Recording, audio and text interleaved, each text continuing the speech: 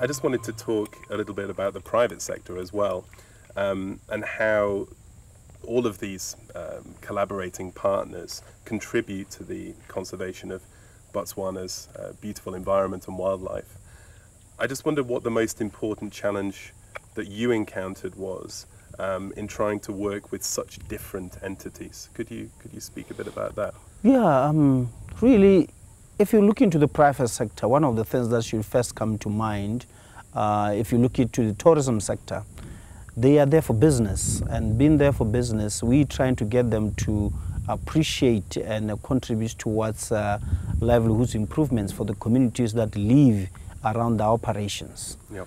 So for them then to be able to engage in that, first we need to have the communities that do understand the business that the tourism sector want to undertake. Mm-hmm. So the operators had a challenge, and we also had a challenge to be able to bring the two into the table, in that the local entrepreneurs, for instance, if you say communities, what we call community trusts, did not have experience of partnerships with private sector and running businesses. So for them to be able to be convinced that they can invest in the communities, they needed a surety that the communities will be able to utilize the funding that they bring along with them, proficiently. So there was an element of having to capacitate the communities to understand the contracts that they could be having when they go into joint ventures. But I must say, most of the joint ventures, yes, have had challenges in terms of lack of understanding by both partners, not just the communities, even the private sector themselves did not understand that. But how did you overcome this challenge in terms of understanding and good communication? The only thing that we had to do, and we had one option, was to ensure that there's capacity building to communities. Right. And the private sector, fortunately, then went ahead and engaged people who could be their counterparts to work with communities and also to be involved in the training of the communities. So in Botswana, we have what is called the National CBNRM Forum, Community-Based Natural Resource Management Forum. So we have private sector membership in there. So when we are now discussing the governance and training models that are needed, so the private sector do also add into these training models so that they could be able to be understood and the issues be encompassed on this kind of training manuals. And in your experience now, do you feel that the communities are making their voices heard in amongst this, the noise created by these different type of institutional actors, private sector and NGOs? I'll give them 6 out of 10 in terms of, it's really a new area that we are traversing here.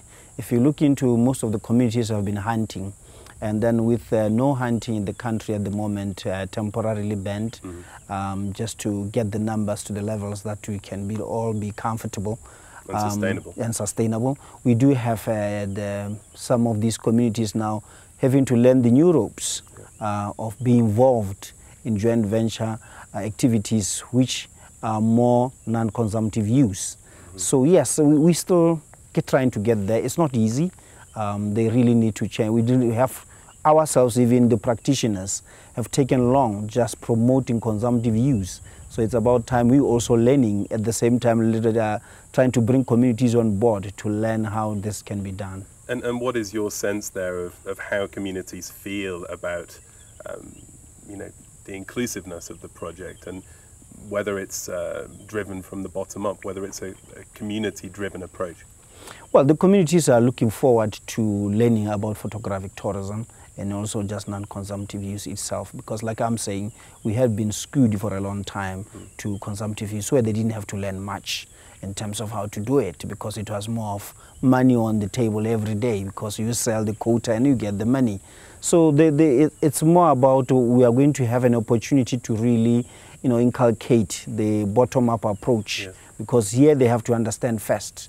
It was unlike whereby every entity had to operate his own thing.